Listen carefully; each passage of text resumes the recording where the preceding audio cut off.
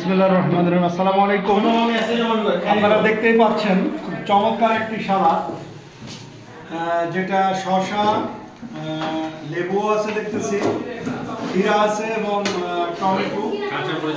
এটা আমার ভাবিজান তৈরি করেছে, আমি এই মুহূর্তে মাখাচ্ছি।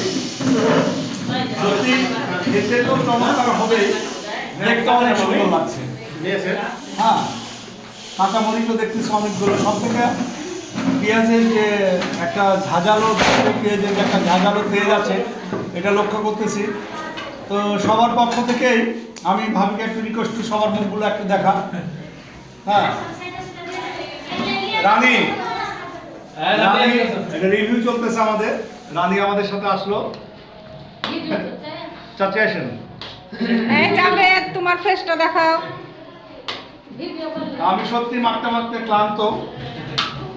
হ্যাঁ, এবং অসাধারণ হবে। এবং আপনারা দেখতে পাচ্ছেন যে সরিষার তেল হাতে পুরো লেগে আছে।